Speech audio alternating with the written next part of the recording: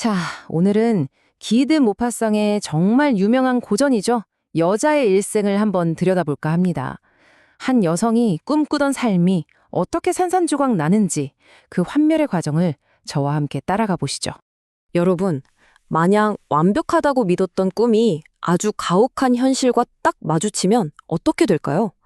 바로 이 질문이 오늘 이야기의 주인공 잔느의 인생을 전부 꿰뚫는 핵심이라고 할 수 있어요.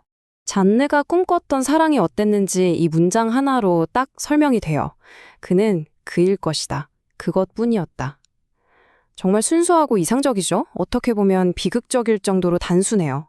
어떤 구체적인 사람을 사랑한 게 아니라 그냥 그라는 환상, 그 자체를 기다렸던 거죠.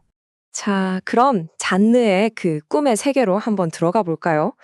이야기는 17살 소녀 잔느로부터 시작됩니다. 막 수녀원을 나와서 이제 앞으로 자기 인생은 행복으로만 가득할 거라고 굳게 믿고 있는 아주 순수한 소녀예요. 네, 보시는 것처럼 잔느는 17살이고요.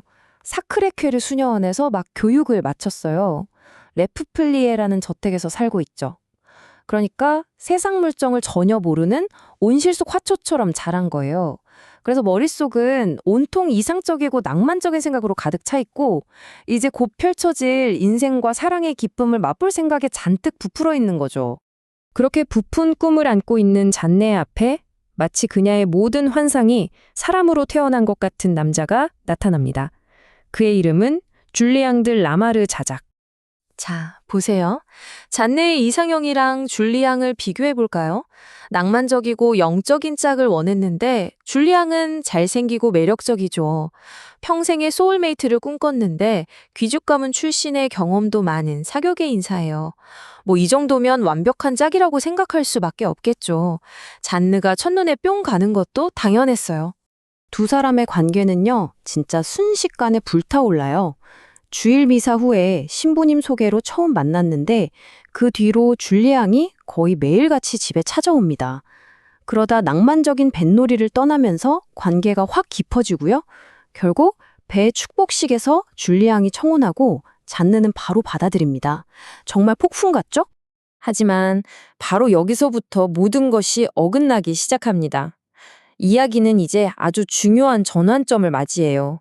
바로 잔느의 아름다운 꿈이 냉혹한 현실이라는 벽에 처음으로 부딪혀 깨지는 순간이죠. 그녀는 궁금했어요. 부부간의 사랑이라는 건 대체 뭘까?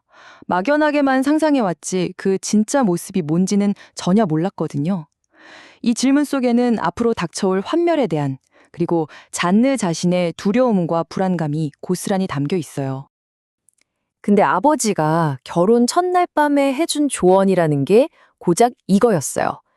잊지 마라. 너는 온전히 내 남편에게 속해 있다는 것을. 아니, 이게 무슨 조언이에요, 그쵸? 너무 모호하고 막막하잖아요.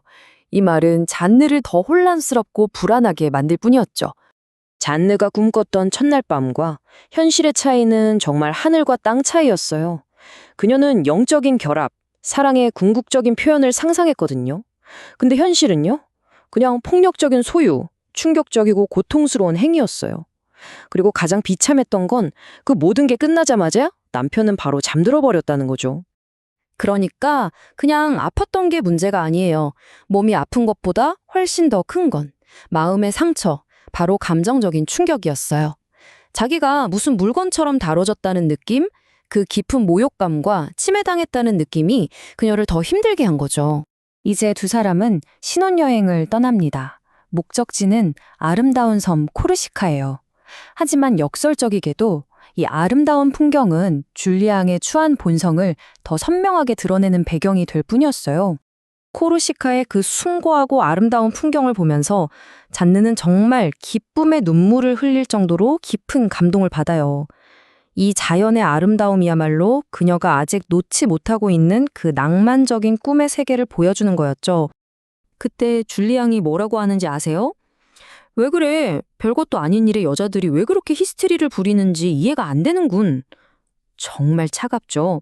아내가 감동해서 눈물 흘리는데 그걸 전혀 이해 못하는 거예요. 두 사람 사이에 얼마나 깊은 감정의 골이 있는지 보여주는 첫 번째 신호탄이었어요. 2,000프랑. 이 돈이 뭐냐면 잔느의 어머니가 신혼여행 가서 쓰라고 챙겨준 결혼 선물이에요. 그러니까 잔느가 마음대로 쓸 수 있는 돈이었던 거죠. 그런데 줄리앙이 이 돈을 보자마자 바로 자기 주머니에 챙겨요. 그리고는 동전 한 입까지 아끼려고 가는 곳마다 팀 문제로 싸우고 물건값을 흥정하고 그때부터 돈에 대한 그의 끔찍한 집착과 인색함이 드러나기 시작해요. 잔느는 정말 창피해서 얼굴을 들 수가 없었죠. 신혼여행이라는 짧은 연극이 끝나고 이제 레포플리의 저택으로 돌아옵니다. 그러자 줄리앙은 와, 정말 무서울 정도로 돌변해요. 이제까지 썼던 가면을 그냥 휙 벗어던져 버리는 거죠. 결혼 전후 두 줄리앙의 모습을 한번 비교해 볼까요?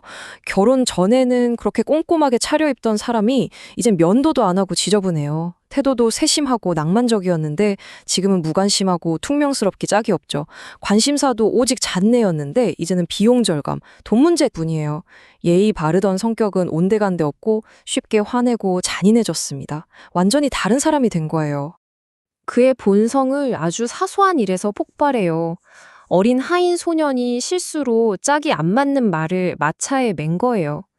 그랬다고 그 어린애를 정말 잔인하게 때립니다. 그 모습을 본 잔느와 아버지는 말 그대로 충격에 빠지죠. 어떻게 저럴 수가 있나 하고요. 자, 이렇게 잔느 인생의 첫 번째 장이 막을 내립니다. 화려했던 꿈이 깨지고 남은 건 깊은 상실감뿐이에요.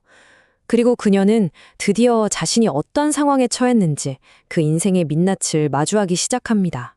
잔느는 고독이 뭔지 깨닫게 돼요. 근데 그게 그냥 혼자 있는 상태가 아니에요. 결혼해서 남편이랑 같이 있는데도 뼛속까지 외로운 거죠. 정신적으로, 감정적으로 완벽하게 혼자가 되어버린 거예요. 그녀의 머릿속은 이 질문으로 터져 나갈 것 같았을 거예요. 어떻게 두 사람이 만나고 사랑하고 결혼했는데 갑자기 생판남보다 더 서먹한 사이가 될 수가 있지? 분명 사랑했는데 왜 이렇게 완벽한 타인이 되어버렸는지 도저히 이해할 수가 없었던 거죠. 어쩌면 잔네의 이야기는 우리 모두의 이야기일지도 모릅니다. 결국 인생이란 게 우리가 꾸는 꿈과 부딪히는 현실, 그 사이에 끝없는 싸움이 아닐까요? 여러분은 어떻게 생각하세요?